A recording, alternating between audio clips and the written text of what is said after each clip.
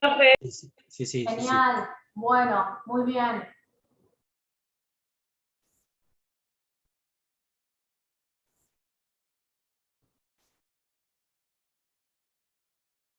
Bueno, vamos a comenzar.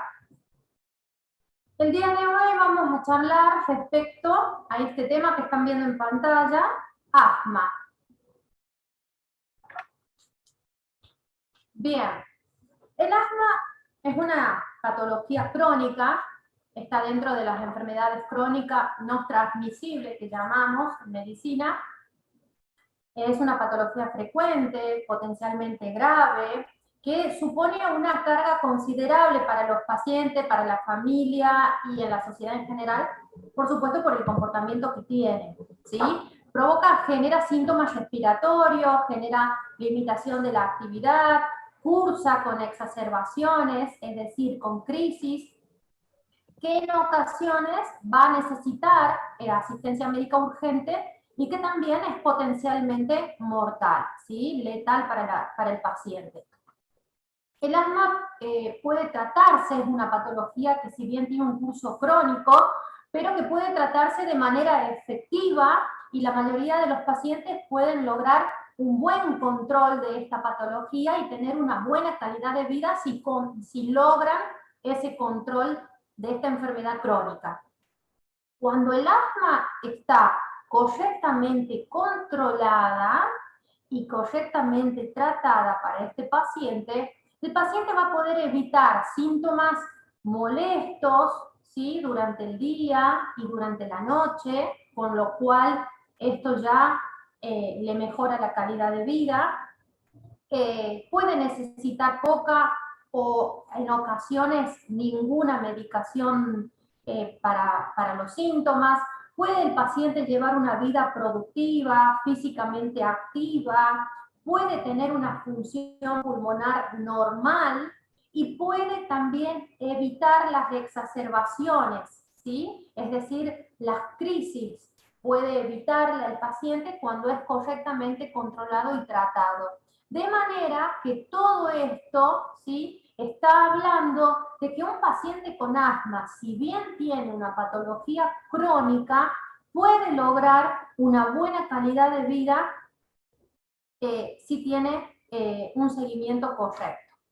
Ahora, teniendo en cuenta lo que acabo de exponerles, nosotros podemos concluir como definición de asma como aquella enfermedad inflamatoria crónica de la vía aérea que cursa con un cuadro de hiperreactividad bronquial y obstrucción reversible de la misma, es decir, de la vía aérea, ocasionada por un espasmo del músculo liso bronquial con edema de la pared y con tapones mucosos por hipersecreción. Bien, fíjense ustedes acá dentro de la definición de asma, fíjense esta palabra, hiperreactividad bronquial, ¿sí? Y fíjense esto, obstrucción reversible.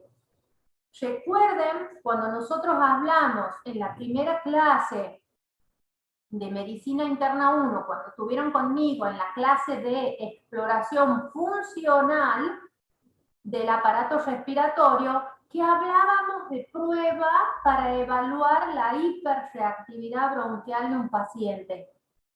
Como también hablábamos de un estudio que evaluaba la mecánica del aparato respiratorio, que nos hablaba en patrones, ¿sí? ¿Recuerdan que había un patrón obstructivo, un patrón restrictivo y un patrón mixto? Bueno, fíjense cómo acá esta hiperreactividad bronquial puede derivar en un cuadro de obstrucción, de manera que acá podemos encontrar un patrón obstructivo si realizamos este estudio, ¿sí? Pero fíjense qué importante esta palabra, es reversible esa obstrucción.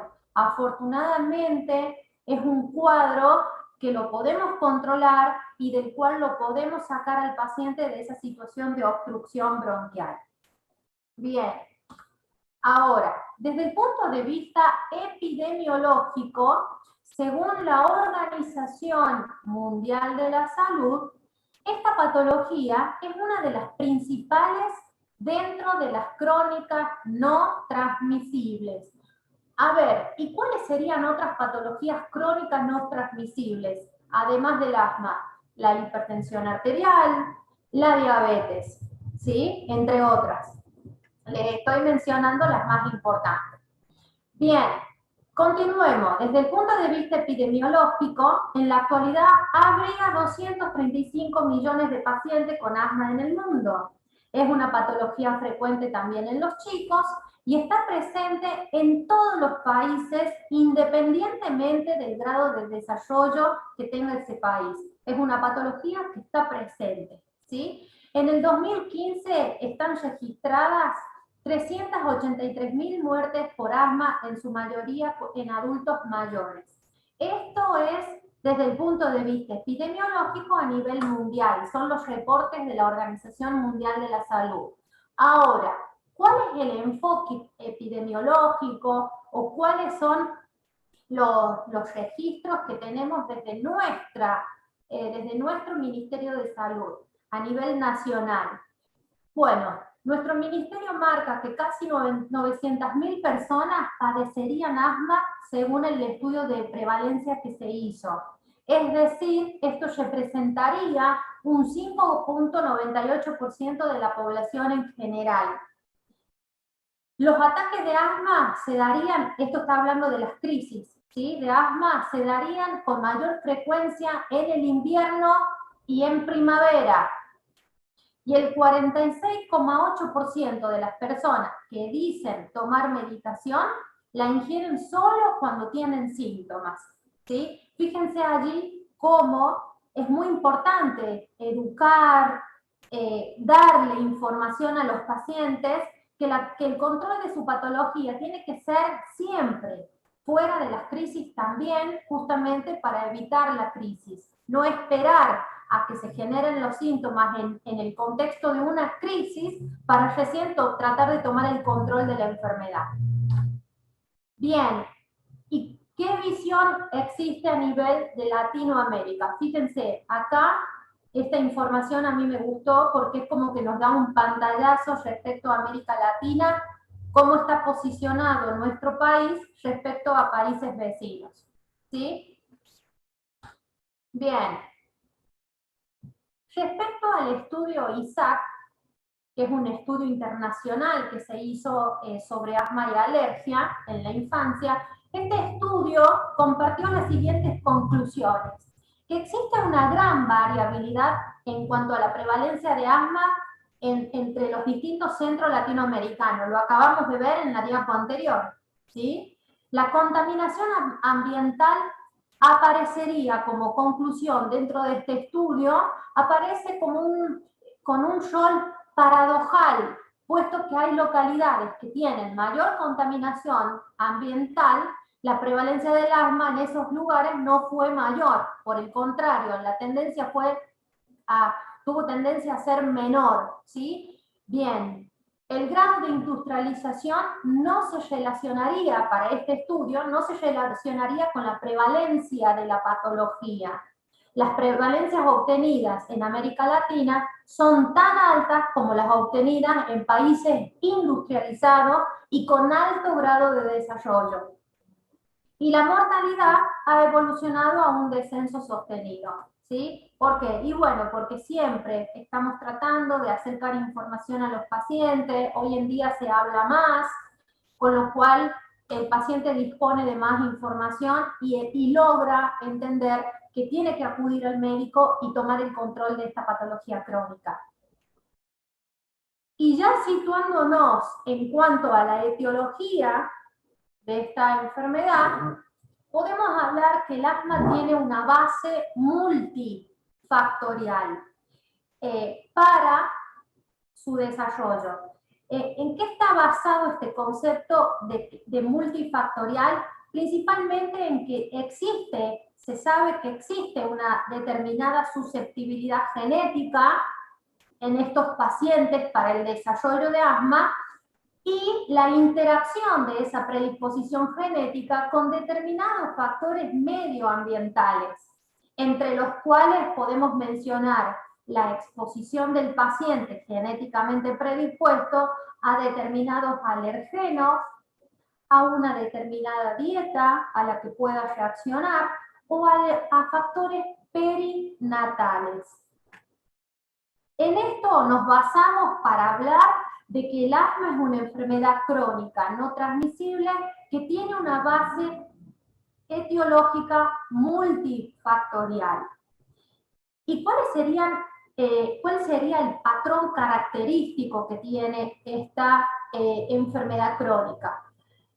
Uno de esos patrones característicos es la obstrucción intermitente. La obstrucción, como lo pueden ver acá en el gráfico en pantalla, la obstrucción de la luz bronquial de forma intermitente, pero afortunadamente reversible al flujo aéreo, ¿sí? Obstrucción intermitente y reversible, la hiperreactividad bronquial y la inflamación caracterizada por infiltrado eosinófilo, linfocítico, por células como los mastocitos, los neutrófilos, que generan liberación de citoquinas que van a generar a su vez el reclutamiento de otros tipos de células inflamatorias, generando modificación celular y también de los componentes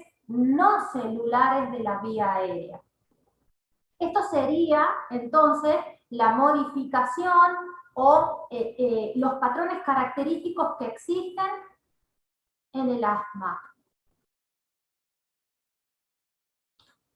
Bien, y la característica fisiopatológica dentro de la obstrucción, también sabemos que existe una hipersecreción de moco con hipertrofia de la glándula, ¿sí? De las glándulas mucosas que se encuentran a nivel de los bronquios.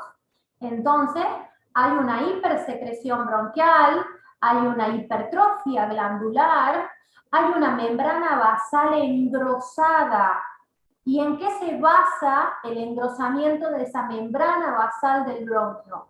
En que se genera edema. Se genera edema, se generan infiltrados, se genera congestión vascular, tanto de la submucosa como de la lámina propia. Y también se genera aumento de la permeabilidad vascular. Entonces, esta membrana basal del epitelio bronquial estaría engrosada por estos puntos, por estos patrones, ¿sí? Esto es lo que justifica el engrosamiento de la membrana. Y por otra parte, existe también engrosamiento de la musculatura lisa por hipertrofia e hiperplasia. ¿Profe? Sí. ¿El paciente va a tener también neovascularización?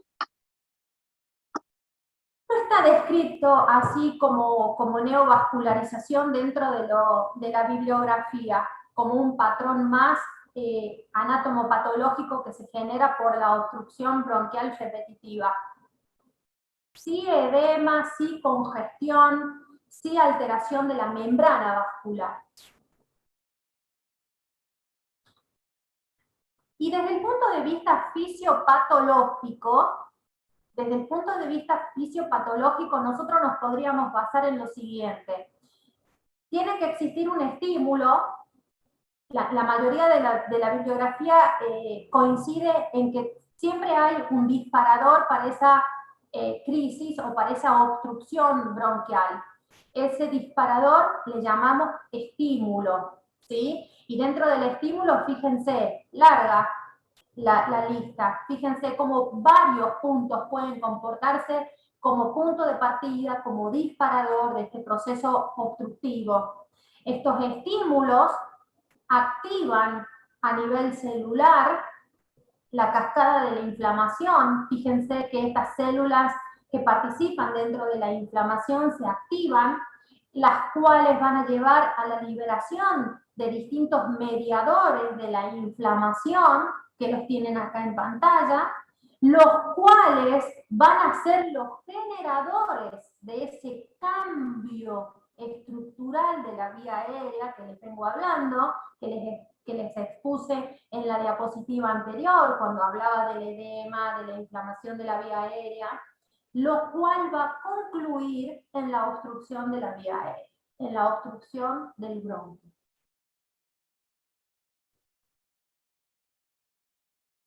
Bien, entonces, existe un alergeno, ese alergeno o una situación que se comporta como un alergeno, donde este estímulo va a activar a células de la inflamación, a células inflamatorias que van a liberar distintas sustancias, en este caso los mastocitos, que liberan histamina, que liberan leucotrienos, los cuales generarían esa contracción del músculo liso bronquial, siendo los responsables de los síntomas inmediatos, los primeros síntomas y las sibilancias episódicas, ¿sí?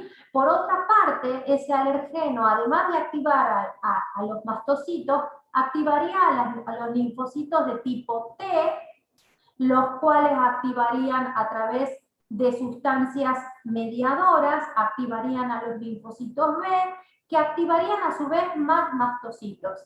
Pero por otra parte, esos linfocitos T también activarían a los eosinófilos, los cuales liberarían aún más sustancias mediadoras de la inflamación que van a generar esos síntomas crónicos, ¿sí? De sibilancias y de hiperreactividad bronquial, de hiperrespuesta bronquial. Entonces, es importantísimo tener en claro el mecanismo fisiopatológico para llegar a la obstrucción bronquial. Fíjense que el camino fisiopatológico, por supuesto que tiene que ver con la inflamación.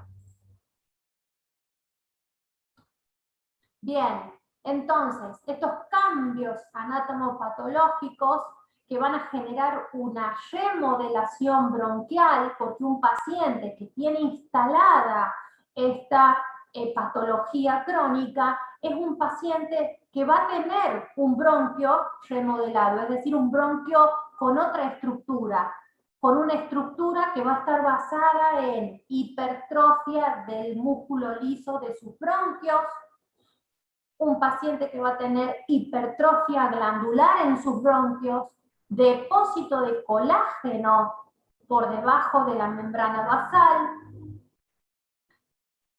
va a tener infiltrado de tipo linfocitario y eosinófilo e hipersecreción de la mucosa. Estos serían los cambios anátomos patológicos que se generan en estos pacientes. Son pacientes que en el curso, en la evolución de la enfermedad, van sufriendo un proceso de remodelación bronquial. ¿Cuál es esa remodelación bronquial que sufren estos pacientes con asma? Esto que tienen acá y que les acabo de mencionar.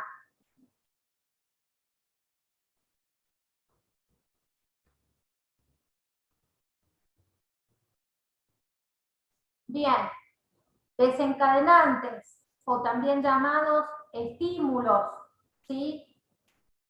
O también llamados factores precipitantes. Los pueden encontrar con todos esos sinónimos en la bibliografía que ustedes puedan consultar, la que tengan en su casa cuando amplíen este tema tan importante, ¿sí? A ver, si nosotros tuviéramos que hacer una lista y mencionar cuáles serían esos desencadenantes que venimos ya hablando dentro del proceso fisiopatológico del asma. Los ácaros, los hongos, algunas proteínas del pelo del animal doméstico, de los distintos animales domésticos, el relleno de almohadas, algunos por supuesto, algunos fármacos, algunos conservantes de alimentos, el ejercicio físico, las infecciones respiratorias virales, el polvo, el polen, el humo del tabaco, la ropa de abrigo. A ver, es importante destacarles acá que no todos los pacientes que tienen asma reaccionan a todo esto, no. Cada uno, habrá pacientes con asma que reaccionan a un tipo de estimulante o desencadenante y otros a otro, o a dos o más de esta lista, ¿sí?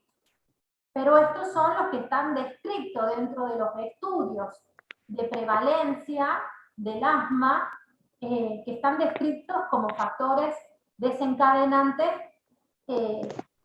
descritos por los propios pacientes. Profe, Sí. disculpe una pregunta.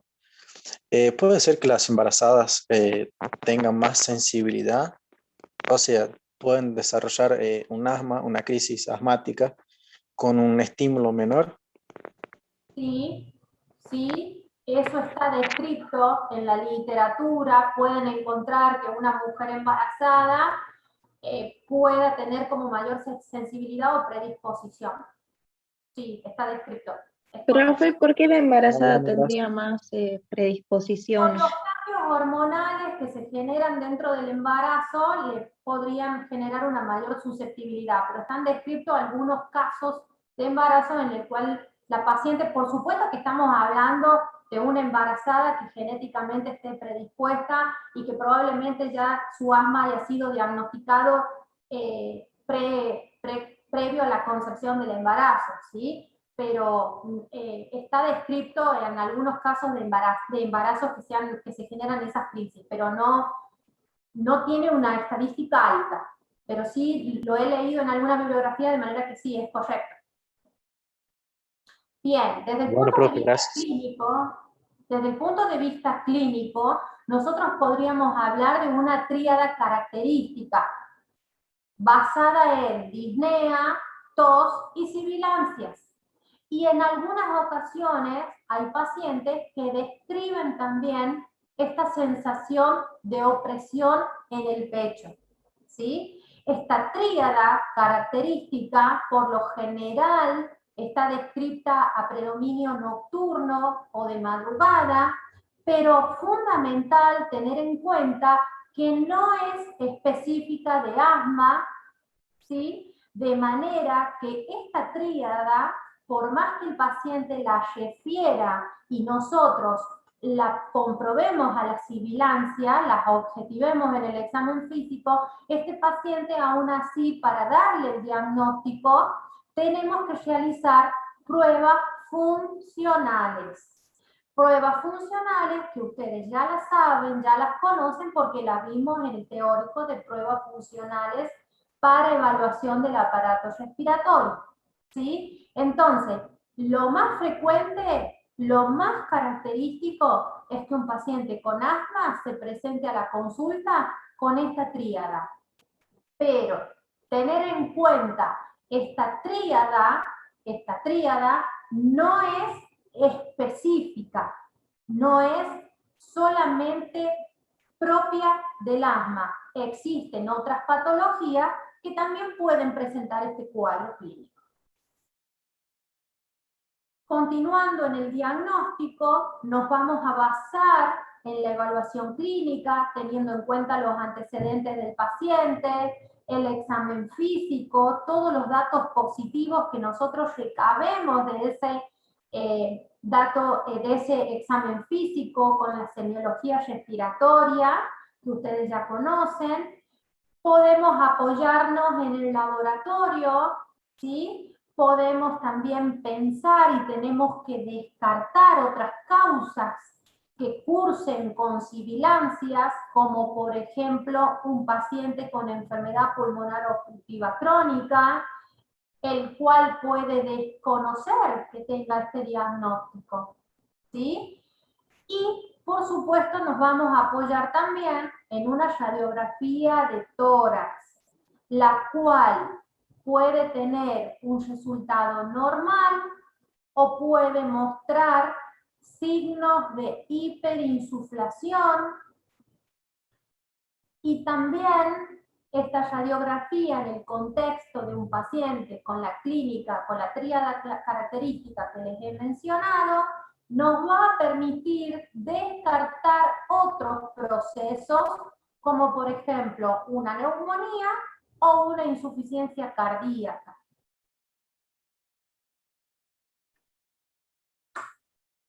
¿Profe? Bien. Sí. Una pregunta. Cuando el paciente se presenta con tos, sibilancias y la disnea, generalmente yo tengo que me guío por la clínica y por la espirometría. Y si responde a broncodilatador, ¿un paciente que tenga EPOC puede tener asma? ¿Puede tener combinado los dos? Porque el paciente que tiene EPOC no responde al broncodilatador. Bien, esa es una cara. A ver, sí responde, pero en distinta medida. ¿Sí?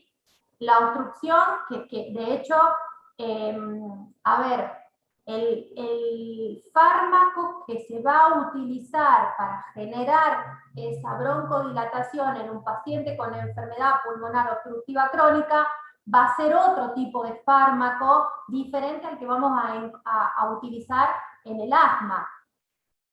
¿Sí? Pero son dos patologías diferentes. Claro, o sea, mi pregunta sería, ¿un paciente puede tener EPOC y asma a la vez? Es muy raro. Si un paciente con POC tiene el paciente con asma tiene hiperreactividad bronquial. Es un paciente que tiene una predisposición genética y es un paciente que tiene tendencia a que sus bronquios respondan rápidamente con broncoconstricción. ¿Sí? Mientras que en un paciente con enfermedad pulmonar obstructiva crónica, cuya base es una bronquitis crónica y un enfisema, que son dos cosas diferentes. ¿Sí? Sí, Bien. gracias. Son dos patologías diferentes. El asma, dentro del diagnóstico, nosotros vamos a tener que evaluar esa función pulmonar mediante una espirometría. Pero un punto importante que necesito que tengan en cuenta, esta espirometría no la vamos a plantear en el momento en el que el paciente pueda tal vez venir a la consulta con la crisis de asma. Porque por supuesto que un paciente que está con falta de aire, que está con tos y que por supuesto va a estar con esta sibilancia, es decir, que está con esta tríada y en muchos casos hasta con esta sensación de opresión en el pecho, va a ser muy difícil que colabore en hacer este estudio. Recuerden que dentro del procedimiento de cómo hacer una espirometría, que se los expliqué en la clase de pruebas funcionales, recuerden que yo les comenté que en este caso, en esta prueba, era importantísimo la buena predisposición del paciente para realizar y que sea exitoso el resultado de la prueba. ¿Sí? Imagínense que un paciente que está con disnea, que está con tos, no va a poder realizar una inspiración profunda para luego expirar en forma prolongada. Por más buena predisposición que tenga, difícilmente lo logre hacer. De manera que esta prueba se va a programar para lograr abordar un correcto diagnóstico de la enfermedad. Yo no le puedo proponer al paciente hacer este estudio en medio de una crisis de asma, ¿sí? Por más leve que sea. Sí, te escucho. ¿Y qué patrón el paciente presentaría en la espirometría, por ejemplo? Después de la crisis asmática. Primero se te corta, Camila, no te logro escuchar bien. Y segundo, no te veo. ¿Podés prender tu cámara, por favor?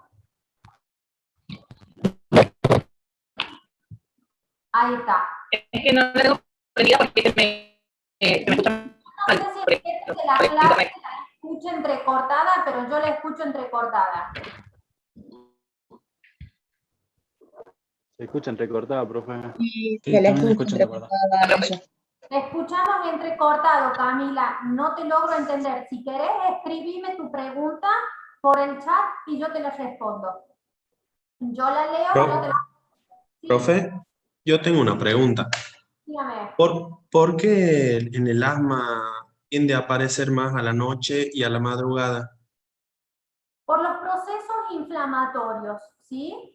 Por el proceso inflamatorio. Si ustedes, vamos a tratar de terminar con la clase y ahí yo luego les voy respondiendo todas las preguntas, ¿sí? Porque por ahí me están Bien. preguntando cosas que están planteadas en la clase, ¿sí? Bien, profe, gracias. Así seguimos un orden.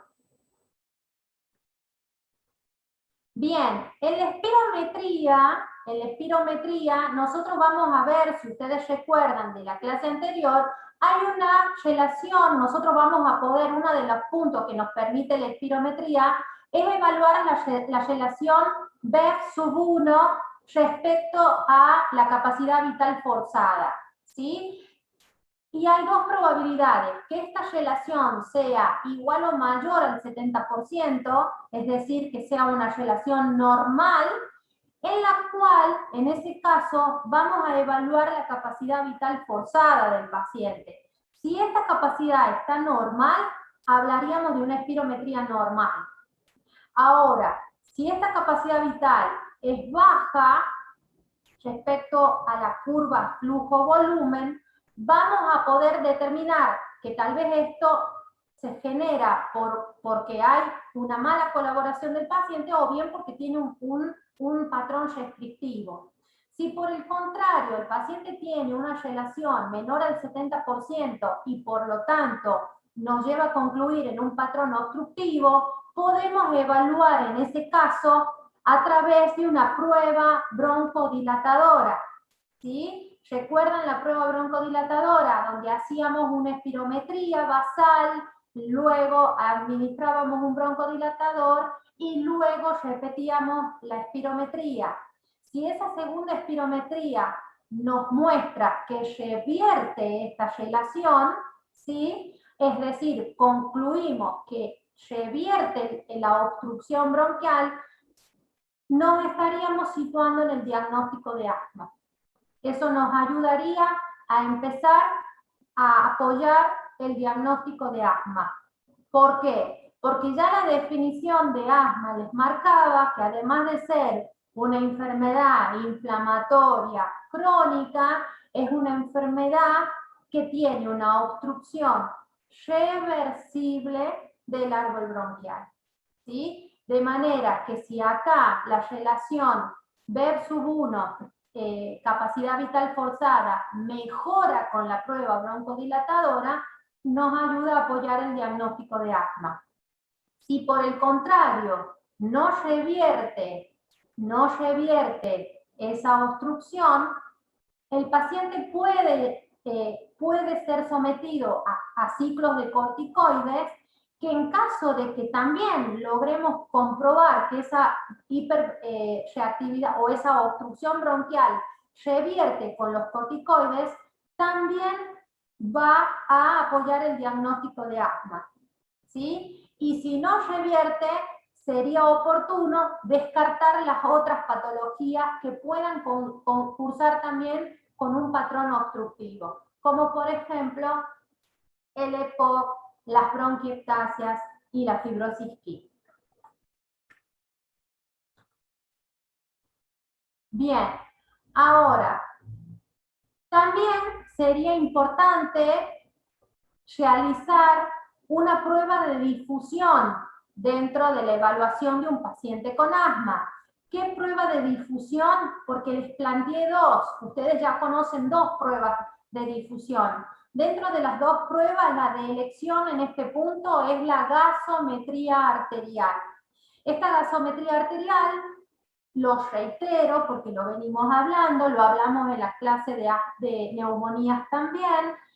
Esta gasometría arterial requiere para su realización obtener una muestra de sangre arterial, ¿sí? Sangre arterial que en este caso, en el dibujo o en el ejemplo, estaría obteniéndola a partir de la arteria radial, ¿sí? Entonces, esta gasometría arterial normalmente tiene estos valores.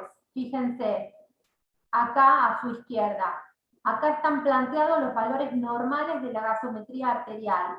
En un paciente con asma va a estar disminuida la presión arterial de oxígeno, va a estar alterada también la saturación de oxígeno y va a estar alterada la presión arterial de dióxido de carbono. Son los 3 parámetros que nosotros vamos a prestar atención, nos va a interesar evaluar. Por supuesto que una alteración de estos 3 parámetros dentro de la gasometría arterial, los cuales van a estar alterados en distintas intensidades dependiendo del estadio de asma que tenga ese paciente ya desarrollado o evolucionado, ¿sí? Pero a lo que quiero llegar es que por supuesto que la alteración de estos 3 parámetros va a impactar en el pH y en el nivel de bicarbonato. Profe, una pregunta. Dejemos las preguntas para el final, ¿puede ser? Así yo les doy toda la clase, ustedes vayan anotando y al final hacemos todas las preguntas, ¿sí? Porque si no, eso los va perdiendo los otros compañeros. Bien, respecto al diagnóstico, continuando en lo que es el diagnóstico de asma, la clasificación GINA en el 2019 plantea como criterios para establecer el diagnóstico, por un lado, a los antecedentes de los síntomas respiratorios, como también a la evidencia de la limitación al flujo aéreo expirado.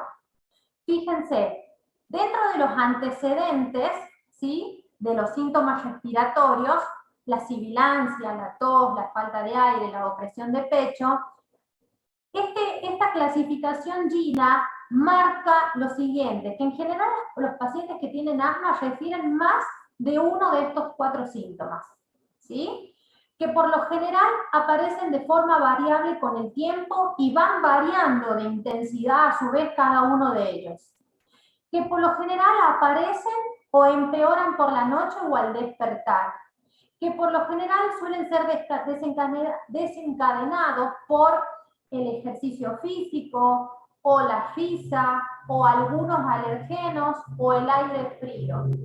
Y que también pueden aparecer o empeorar con infecciones virales, distintos tipos de infecciones virales. Y respecto a la evidencia de la limitación al flujo del aire expirado, habla esta clasificación de que se debe documentar al menos una vez la relación versus 1 capacidad vital forzada por debajo de lo normal. En algún momento el paciente tiene que tener documentado esto, por supuesto mediante una espirometría, ¿sí?, que es la forma de poder evaluar este cociente. Documentar la variación de la función pulmonar. Ejemplo, un volumen expirado forzado en el primer segundo, mayor luego de administrar los broncodilatadores, ¿sí? Recuerden que esa era la prueba de los broncodilatadores. Cuanto mayor sea la variación o cuanto más veces se observe una variación excesiva, mayor seguridad vamos a tener respecto al diagnóstico de asma. ¿Por qué plantea estos criterios de esta clasificación GINA? Porque muchas veces ustedes se van a encontrar con pacientes que no saben si verdaderamente tienen el diagnóstico o no de asma. En algún momento le hablaron, le pusieron la medicación, luego se la retiraron, cuando en realidad no. Toda patología crónica no transmisible tiene que tener un diagnóstico certero. ¿El paciente tiene asma o no tiene asma? ¿Sí? Entonces, para eso están estos criterios para ayudarnos a realizar correctamente el diagnóstico. Podría ser necesario repetir las pruebas durante los síntomas a primera hora de la mañana o después de interrumpir el tratamiento con broncodilatadores. Esto, por supuesto, hecho adrede por el médico en un contexto seguro para el paciente, como para poder comprobar que el paciente tiene o no la hiperreactividad bronquial, que es uno de los de las bases en la definición del asma. Y podría no haber reversibilidad con los broncodilatadores durante las exacerbaciones severas o infecciones virales. Estos son los criterios para establecer el diagnóstico de asma. Bien. Ahora, fíjense acá, esta diapositiva sirve como para nosotros poder evaluar y poder entender que un paciente puede tener un asma leve, moderado o severo, ¿sí? Teniendo en cuenta los siguientes parámetros. Uno de ellos, la disnea. La disnea aparece solamente al caminar, aparece al hablar o aparece directamente en reposo. Está presente con esfuerzo o sin esfuerzo. ¿Cómo es el habla del paciente? ¿El paciente puede hablar oraciones? ¿Puede decir frases? ¿Puede decir palabras? Esas oraciones o frases son completas, son incompletas, es decir, tiene palabras entrecortadas. El paciente se presenta agitado. ¿Qué intensidad tendría de ese grado de que nosotros lo evaluamos al paciente que está agitado? ¿Sí? En un grado leve, moderado o severo. La respiración. ¿Cómo es la respiración del paciente? ¿Usa la musculatura respiratoria? ¿Tiene sibilancias el paciente? ¿Solamente las tiene al principio de la inspiración? ¿Las tiene durante la inspiración o la tiene tanto durante la inspiración como también en la expiración? El pulso, la frecuencia cardíaca. ¿Este paciente tiene una frecuencia cardíaca normal, aumentada? ¿Podemos decir que está taquicárdico el paciente? El flujo pico expiratorio es igual al 70%, entre el 50 y el 70 o menor del 50%. La gasometría arterial, este paciente tiene una presión arterial de oxígeno normal, mayor a 60, menor a 60. La saturación de oxígeno, ¿cómo es? Todos estos parámetros nos van a permitir a nosotros hablar de que el paciente tiene un cuadro leve, moderado o severo. Bien, si nosotros graficamos lo anterior, fíjense que acá tenemos el corte transversal de un bronquio. Esta es la luz del bronquio. Esta sería la capa interna, la capa media y el músculo liso bronquial. Fíjense que dependiendo si tiene una obstrucción leve, moderada o severa, va a ir siendo el grado de compromiso de la luz del bronquio. Bien. El nivel de gravedad valorado mediante el BEP-1. Fíjense que en un paciente con una obstrucción leve, el BEP-1 se puede mantener aún por encima del 70%. Moderado en un 60-69%. Moderado a grave, grave y muy grave cuando ya es menor del 35%. La clasificación GINA que nos sigue ayudando no solamente en poder llegar al diagnóstico correctamente de un paciente con asma, sino también en poder estratificar qué nivel de asma tendría este paciente. ¿Es un asma leve intermitente? ¿Es un asma leve persistente? ¿Es moderado persistente o es severo persistente? ¿Sí? Evaluando si presenta síntomas, si presenta síntomas nocturnos y respecto al BEP-1 o al pico flujo. Y respecto al tratamiento de asma, ¿cómo sería dependiendo de los distintos niveles o estadios que tiene este paciente? Bien. El tratamiento estaría propuesto de la siguiente manera. Para un estadio 1, podríamos plantearlo con el uso de agonistas beta 2 de acción corta, a demanda, por lo general 200 microgramos cada 6 horas. Podríamos estar hablando, por ejemplo, de un salbutamol, En un estadio 2 podríamos plantear un beta-2 agonista de acción prolongada, como el formoterol o el salmeterol, el uso también de corticoides inhalados, como la beclometasona o el budesonide. En un estadio 3, los agonistas beta-2 más el uso de un corticoide inhalado en dosis mayores al caso anterior, y a veces se puede requerir asociar una tercera droga, como es el bromuro de ipatropio. Y en un estadio 4, no solamente los agonistas beta-2, los corticoides inhalados en forma diaria, ¿sí?, más el bromuro de ipatropio, pero también en un estadio 4 se podrían plantear las metilsantinas, que son broncodilatadores también, o los corticoides, pero ya de tipo sistémico. Una cosa es el corticoide inhalado, ¿sí?, como son estos que están acá, y otra cosa son los corticoides sistémicos. En ese caso estamos hablando de hidrocortisona y de dexametasona. De elección en un proceso respiratorio obstructivo, como el que estamos hablando en este momento, sería la hidrocortisona.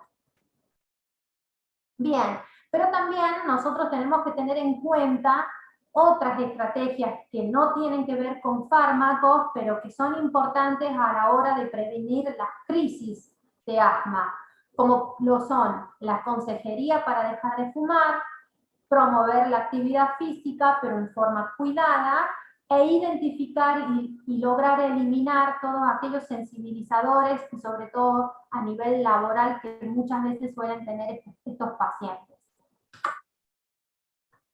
Bien, ahora, cuando nosotros nos encontramos en la consulta con un paciente con asma, o por lo menos con la tríada característica que hemos planteado, nosotros nuestra primera pregunta tiene que ser, ¿este paciente tiene asma? ¿Sí? Si la respuesta es sí, la pregunta a resolver será, ¿es solamente asma o tiene alguna otra patología que se comporte como disparadora también? ¿Sí? Si solo es asma, vamos a valorar la adherencia del paciente al tratamiento, porque muchas veces sucede que las crisis se desencadenan a partir de que el paciente debe tener un tratamiento continuado y lo interrumpe, no se adhiere al tratamiento. Deberíamos valorar también el medio ambiental, socioambiental en el cual se encuentra este paciente, y también deberíamos evaluar la presencia de otros factores agravantes. Ahora, este paciente muchas veces coexisten otras patologías, como por ejemplo el reflujo gastroesofágico, la disfunción de cuerdas vocales y algunas rinosinusitis, ¿sí? Otra alternativa a plantearnos dentro de la metodología de estudio de estos pacientes es determinar, ¿este paciente tiene erróneamente diagnosticado un asma? Bueno, en ese caso hay que descartar otras patologías. ¿Cuál? La que planteaba hace un segundo su compañera, que muchas veces va generando una confusión, como es la enfermedad pulmonar obstructiva crónica, ¿sí?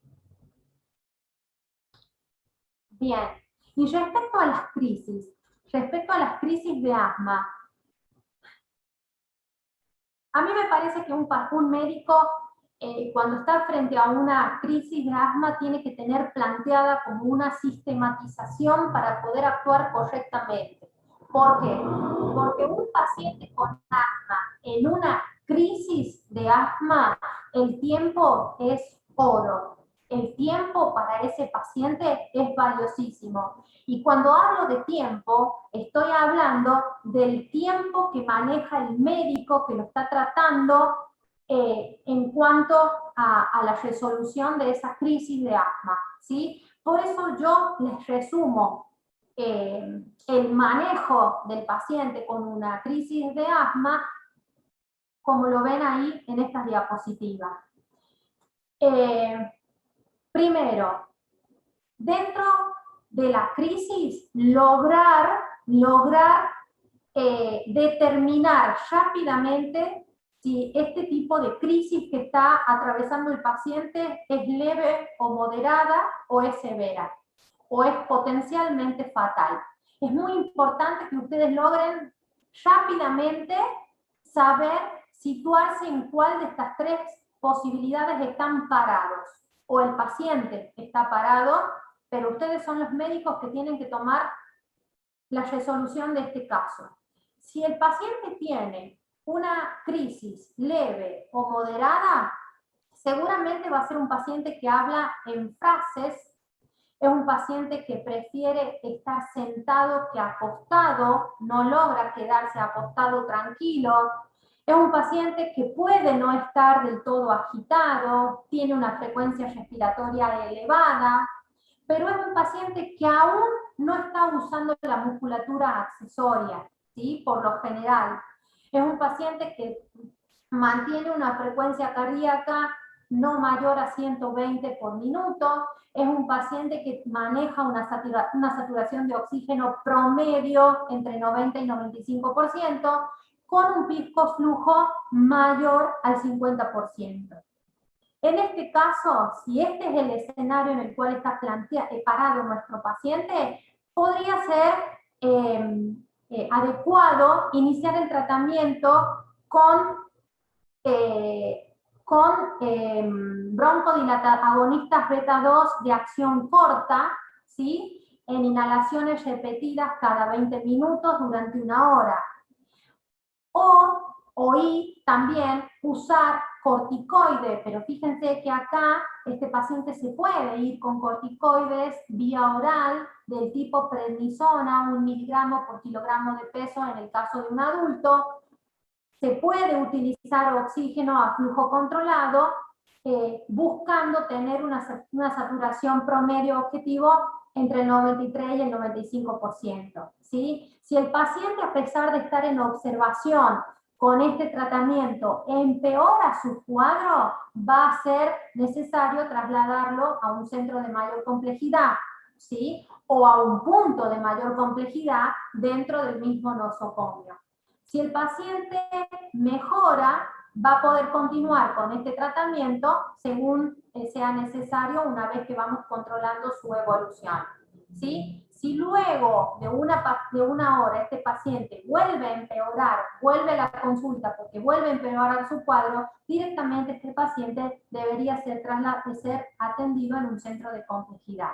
Ahora, si la crisis de asma de este paciente es severa porque el paciente tiene palabra entrecortada, adopta una posición de encorvado hacia adelante, está agitado, tiene una frecuencia mayor de 30 por minuto, usa la musculatura accesoria, está taquicárdico, con una saturación de oxígeno promedio por debajo de 90, con un pico flujo menor o igual al 50%, este paciente indudablemente tiene que ir siendo trasladado a un punto de complejidad dentro del mismo hospital o, si se encuentra en otra institución, a una institución que tenga mayor complejidad. Pero mientras tanto, este paciente debe ir siendo tratado con beta 2 agonistas de acción corta, más bromuro de hipatropio inhalado, oxígeno y por supuesto ya tiene que tener colocada una vía endovenosa e irle infundiendo corticoides sistémicos, ¿sí? Si el paciente, por el contrario, de inicio tiene un cuadro potencialmente fatal porque se presenta a la consulta somnoliento, confundido o tiene un tórax silente, ¿qué quiere decir tórax silente? Cuando yo lo recibo al paciente en admisión, lo ausculto rápidamente y lejos de escuchar sibilancias, que sería lo que yo auscultaría en este cuadro y en este cuadro, acá lo que se escucha es nada, un silencio, ¿sí? No hay murmullo vesicular, no hay roncus, no hay sibilancias. Eso se llama tórax silente. El tórax silente es igual a gravedad, a urgencia. Me apuro, me activo porque el paciente está atravesando un cuadro potencialmente fatal. De manera que rápidamente este paciente debe tener una vía endovenosa, un acceso endovenoso debe ir recibiendo agonista beta 2 de acción corta, bromuro dipatropio inhalado, corticoides sistémicos, e inmediatamente se va activando al médico de la terapia intensiva, ¿sí? Porque este cuadro es muy grave. Bien, es muy importante en un paciente con asma reducir la carga, ¿sí? Lo que se llama la carga de asma. ¿Por qué? Porque aunque no, el asma es una patología, repito, está dentro de las patologías crónicas no transmisibles, es decir, son patologías crónicas que no se van a poder, que no va a recibir un tratamiento que la va a finalizar a la enfermedad, que lo va a curar, pero sí el asma se puede controlar. El asma tiene un tratamiento que logra controlar el cuadro y logra darle al paciente buena calidad de vida. El paciente con síntomas persistentes tiene que tomar en forma diaria la medicación, tiene que tener un tratamiento diario, no solamente para la crisis. Si ustedes concluyen que el paciente tiene un asma persistente, ese paciente tiene que tener un tratamiento en forma diario. Acá es un punto que les hago hincapié porque no siempre el paciente se adhiere, acepta a realizar ese tratamiento en forma diaria, ¿sí? El paciente con asma persistente debe tener un tratamiento diario a largo plazo, no solo para controlar la inflamación, sino también para prevenir las exacerbaciones, es decir, las crisis. Es importante que se eviten los desencadenantes. A ver, dicho con otras palabras, es muy importante que el médico ayude al paciente a determinar cuáles son sus desencadenantes. Recuerden toda esa lista que yo les presenté de probables desencadenantes de este asma o de las crisis de asma. Es importante ayudarlo al paciente a concluir cuáles serían sus desencadenantes para que el paciente evite exponerse a estos desencadenantes. Cada paciente debe aprender con su médico, bueno, es lo que les acabo de mencionar, qué desencadenantes tiene que evitar, y puede ser mortal el asma si no se utilizan los medicamentos adecuados o no se cumple con el tratamiento prescrito, ¿sí? ¿Qué quiere decir este título? Reducir la carga del asma. Quiere decir ayudarle al paciente a manejar información sobre esta patología que lo va a acompañar toda la vida, ayudarlo al paciente, empoderarlo al paciente respecto a esta enfermedad, porque por lo general este tipo de enfermedades crónicas, como todas las enfermedades crónicas no transmisibles, le generan al paciente una cierta carga emocional que muchas veces no los permite vivir con buena calidad de vida, ¿sí? Y ahí es importantísimo el rol de ustedes como médicos de ayudarlo al paciente a empoderarse frente a esta enfermedad que le toca llevar adelante, ¿sí? Y lograr tener una mejor calidad de vida. Muy bien. Ahora sí escucho todas las preguntas que tengan para hacerme. Vamos a ir, voy a dejar de compartir esto, voy a ir al chat porque creo que había una compañera, no me escribió todavía. La alumna quería preguntar algo, si la quiere escribir, yo ahora la puedo leer. Profe, Sí. el tratamiento diario para la asma persistente es con prednisona, por ejemplo, vía oral o solo inhalable? O corticoide de inhalación. Eso va a ver, muchas veces para los tratamientos de las enfermedades crónicas nosotros nos tenemos que valer también de la situación social de nuestro paciente. Evaluar nuestro paciente tiene obra social y por lo tanto tiene acceso, un acceso más asegurado a recibir la medicación, este tratamiento que va a ser crónico, o este paciente no tiene obra social, pero bueno, en el medio en el que vivimos y en el que estamos trabajando hay un sistema de salud pública bueno que considera y que les entrega en forma gratuita y de manera que les asegura de manera gratuita el tratamiento al paciente. Esa es responsabilidad del médico también. Nosotros no podemos decir, yo te hago la receta, esta es la medicación y vos tenés que fijarte si conseguís prednisona o el corticoide inhalado. A ver, sí sabemos que si el asma es persistente, va a necesitar un corticoide, ¿sí? Ahora, ¿cuál de los dos? Nos trataremos a adaptar a lo que nos asegure a nosotros, a lo que nos dé la tranquilidad a nosotros como médicos de que este paciente lo va a poder acceder todos los meses y por lo tanto va a tener asegurado su tratamiento y con lo cual vamos a bajar el riesgo de crisis. Profesora, tengo una consulta. En el libro mencionaba una teoría de la higiene o de la limpieza, no terminé de entender. ¿Cómo? ¿Hablaba el libro de qué? En el libro hablaba sobre una teoría de la higiene o de la limpieza, que tenía que ver con la aparición del asma con relación a los hermanos, pero no terminé de entender esa idea. Bien, Gustavo. Bueno, entiendo que probablemente lo que estuviste leyendo pueda tener que ver. Viste que dentro de los factores desencadenantes en el listado, yo te hablaba del pelo de animales domésticos, como también de los ácaros, ¿sí? Bueno, tiene que ver con eso, ¿sí? Con que digamos, en el aire ambiental en el cual reside ese paciente sea un ambiente limpio y libre de esos ácaros, o por ejemplo, del pelo si tiene animales o mascotas, la limpieza de ese domicilio tenga que ver con que esté libre de esos pelos que se comporten como desencadenantes de la crisis de asma. Puede tener que ver con eso, Gustavo. ¿Profe? Sí. ¿Profe?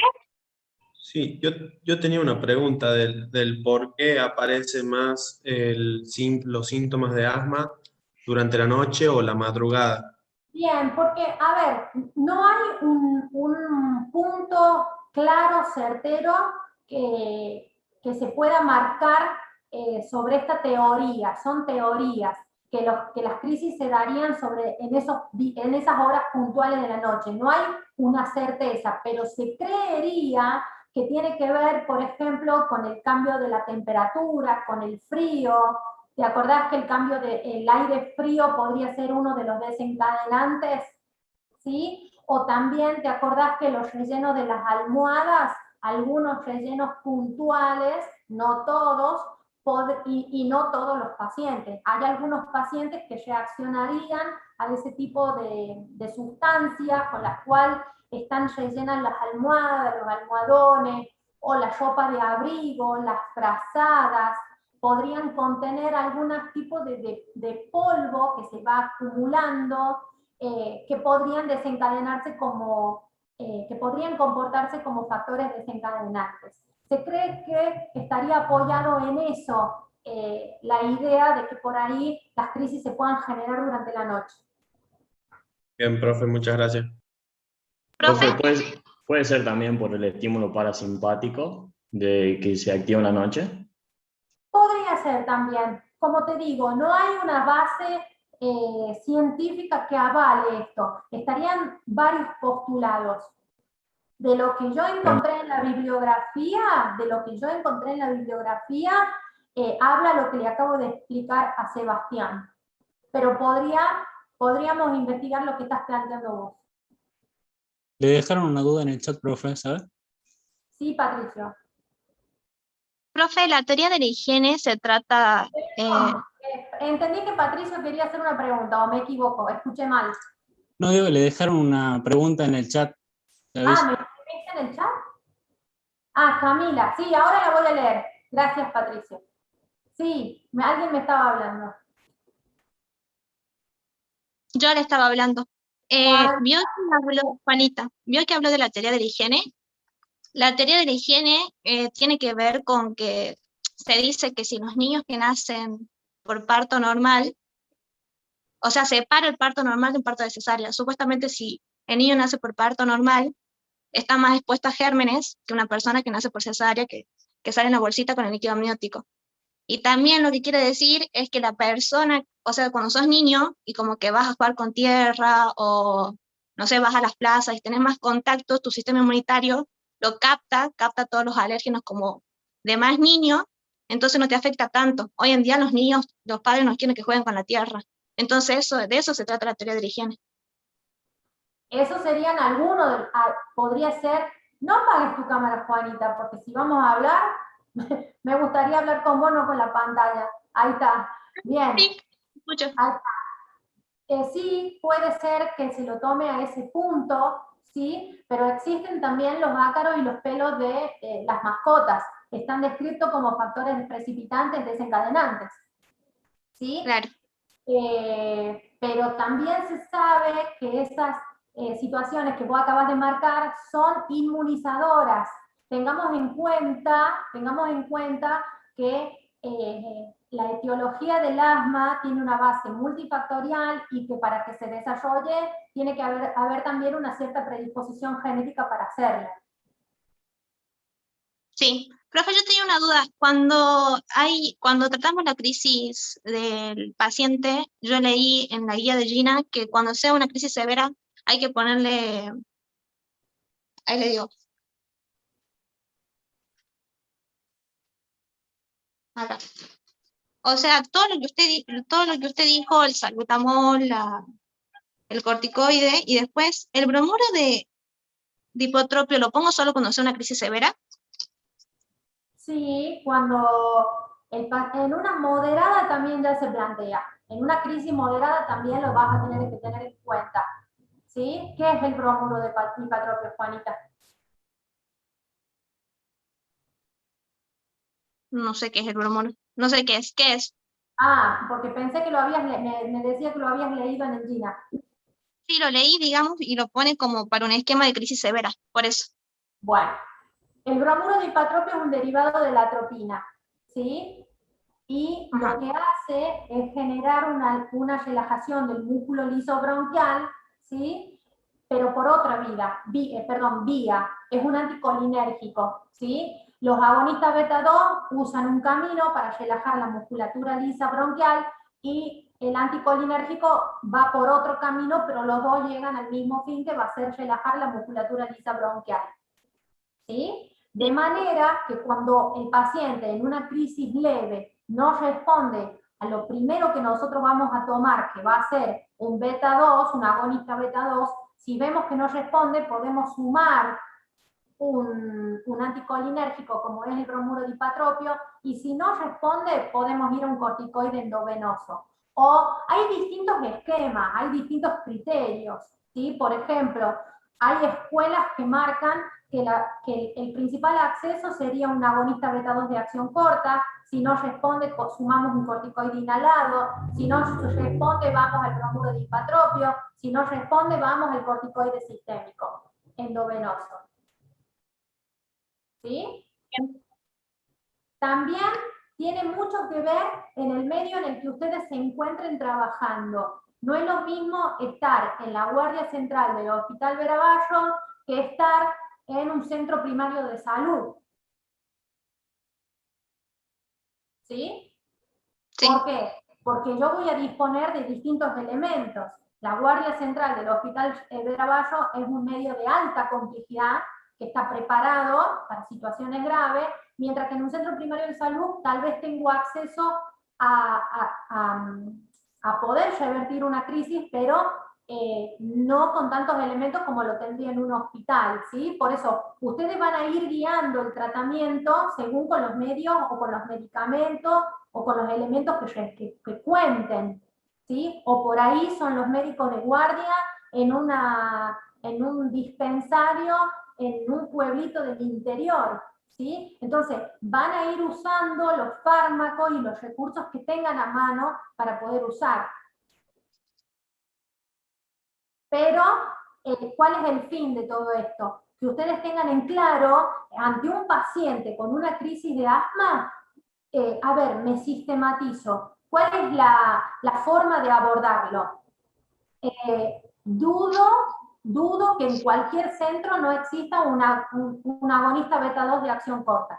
¿sí? De manera que primero voy haciendo eso y voy evaluando, es un paciente que el médico no se mueve del lado del paciente. Es una urgencia. Una crisis de asma, sea leve, moderada o severa, es una urgencia. El médico no se mueve del lado del paciente hasta que no va viendo los signos que nos van marcando buena respuesta al tratamiento. ¿Ok? Profe, una pregunta. Yo puedo decir que el asma con tiempo llega a una bronquitis crónica, que sería la evolución de un asma, o sea, sería una bronquitis sería irreversible, permanente, o no, son cosas totalmente distintas. Una cosa no está conectada con la otra. Son patologías diferentes. Ah, ok. Son patologías diferentes. Una cosa es la bronquitis aguda, otra cosa es la bronquitis crónica.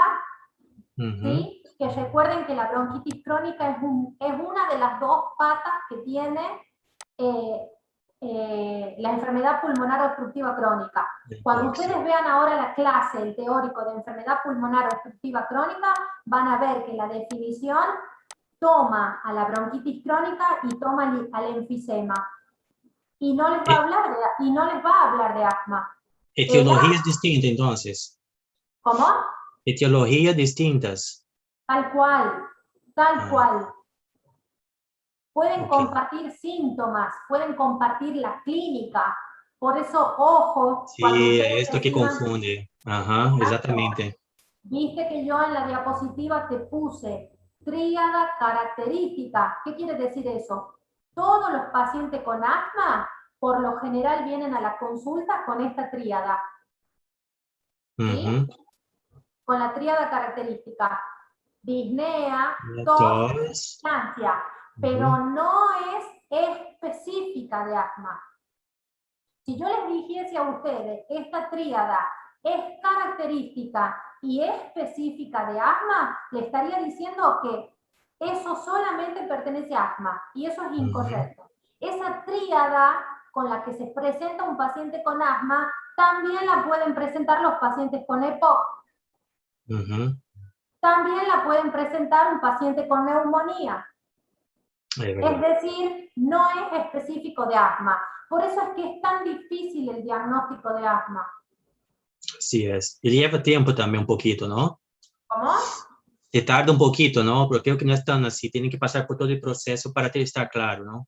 Sí, y para que el médico esté seguro, tiene que tener en claro todo esto que vinimos hablando. Tiene que tener en claro cómo es la fisiopatología, tiene que tener en cuenta que siempre existe un factor desencadenante, tiene que tener en cuenta cuáles son las herramientas que cuenta para poder diagnosticarlo. Si no sabe que existe una prueba broncodilatadora, nunca la va a poner en práctica y difícilmente accede al diagnóstico de asma.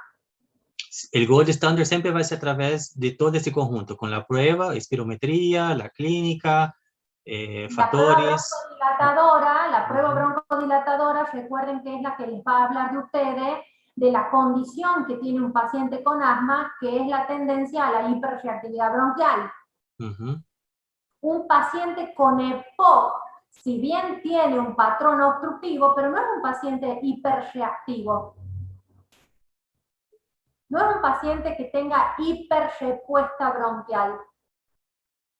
Es un paciente que tiene un patrón obstructivo, pero por otra etiología. Dale. Bien. Gracias. A ver, Camila me pregunta, luego de la crisis, si el paciente también padece EPOC. Repito, no, una cosa es asma y otra cosa es EPOC, Cami. ¿Sí? Y el patrón que predomina en la espirometría, en el caso de un paciente con asma, va a ser un patrón obstructivo. ¿Sí? En el caso de un paciente con EPOC, el patrón puede ser obstructivo, restrictivo. Si el paciente tiene enfisema, Cami, en la espirometría, por lo general el paciente tiene un patrón restrictivo. ¿Sí? Bien, repasen la clase a ver si les resulta, si les funciona. Antes de ampliar la clase de asma y antes de ampliar la clase de EPOC que van a tener en unos días, repasen la clase de pruebas funcionales que yo les di. Repasen esa clase para que se sitúen mejor en lo que es espirometría. ¿Sí? Y Joaquín me pregunta, ¿cómo continúa el manejo del paciente en el asma? Muy complicada en la terapia intensiva. En la terapia intensiva es paciente, por supuesto que si está en una terapia intensiva es porque es un asma severa, ¿sí? Ese paciente seguro tiene que tener una vía de acceso endovenoso, si es que no es una vía central es acceder a una vena de mayor tamaño. Es un paciente que por supuesto está con dependencia de oxígeno, es un paciente que va a manejar drogas más importantes como es, no es un paciente que va a estar siendo tratado solamente con agonista beta 2, es un paciente que va a tener corticoides sistémicos reglados, es un paciente que va a estar con metilsantinas, ¿sí? Con teofilina muchas veces, va a usar otro tipo de drogas. Abril, porque hay niños en los que sí se cura el asma. ¿Dónde leíste eso, Abril? Y Camila me vuelve a escribir. Ah, bien, me habla sobre la relación asma-ECO. Bien. Bueno, ¿alguna otra pregunta? ¿No? Ahí puso en el chat, profe, la compañera. Ah, yo tenía asma desde chiquita. Yo te diría, Abril, humildemente, Matías también. Bueno, yo les diría que hablen bien, por ejemplo, es importante lo que están marcando ustedes dos, ¿sí? Porque ustedes ya son adultos y es muy importante saber los antecedentes de cada uno, ¿sí? Entonces, pregunten bien a su familia, a su mamá, a su papá, a la persona con los cuales ustedes hayan transcurrido su infancia, ¿cómo fue? ¿De dónde sale esa versión que ustedes tenían asma de chiquitos? ¿Sí? Porque un paciente cuando tiene hiperreactividad bronquial, tiene hiperreactividad bronquial. ¿Sí? Esa hiperreactividad bronquial va a ceder con los broncodilatadores, pero difícilmente se retire. Recuerden que el asma es una enfermedad crónica. Crónica. A ver, yo les hablo desde mi especialidad. La diabetes es una enfermedad crónica, por lo tanto es una enfermedad para toda la vida. Pero hay pacientes con los cuales hemos logrado tener la diabetes en rango normal, es decir, manejan valores de glucemia igual que una persona que no tiene diabetes, pero no quiere decir que su diabetes se haya ido. ¿Qué estoy tratando de decirles? Que lo mismo pasa con el asma. El asma es una enfermedad crónica, con lo cual hayan ustedes tal vez modificado ciertas condiciones que se hayan comportado como desencadenantes de la obstrucción bronquial en su infancia, que ustedes hayan logrado mejorarla, pero no quiere decir que el asma se haya retirado, es una condición para toda la vida. Así que traten de averiguar bien esos antecedentes con sus familiares para que sea una situación que esté clara en ustedes. Abril me dice, estuve tratada de los 4 a los 15 con salbutamol 3 veces al día. Con más razón, Abril, eso apoya lo que yo te estoy marcando. Estuviste muchos años con necesidad, con requerimiento de salbutamol 3 veces al día, ¿sí? De manera que mi sugerencia sería hacer una evaluación con un especialista en el tema, que sería un neumonólogo, como para definir tu cuadro. ¿Profe? Y perdón, ahí voy. Alejandro me pregunta si tiene efectos adversos tomar corticoides toda su vida. Sí, señor. Los corticoides tienen efectos secundarios que estaría muy bueno que los repasen, que los averigüen así tal cual como figura acá. Efectos secundarios del corticoide en forma crónica, porque una cosa es usar corticoides por un tiempo corto, 3 meses tal vez, a que corticoides por mucho tiempo. Uno de los efectos secundarios que genera el corticoide es la diabetes medicamentosa. Yo tengo muchos pacientes con diabetes medicamentosa a partir del asma. Sí, Sebastián. Sí, profe, lo que le quería preguntar era si es que el asma deja alguna complicación, o sea, ¿qué complicación puede tener el asma? Puede derivar en cuadros de hipertensión pulmonar. Puede derivar en un cuadro de hipertensión pulmonar, y en lo que vas a ver, Sebastián, cuando avancen en la materia y lleguen al módulo de cardio, hay un capítulo que se llama core pulmonal. ¿Sí? Bien. Es una consecuencia que se genera a nivel cardíaco y cardiovascular, en esa circulación interna entre el pulmón y el corazón, ¿sí? Que se altera, las presiones se alteran a partir del proceso obstructivo.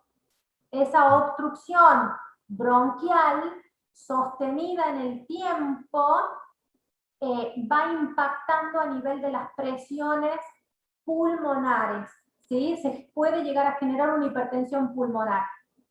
Ah, bien. Gracias, profe. Bueno, si no hay más preguntas, los despido. Estudien y cuídense mucho. Les mando un abrazo. Gracias, profe. Hasta luego, gracias. Profe, hasta luego. Chao, profe.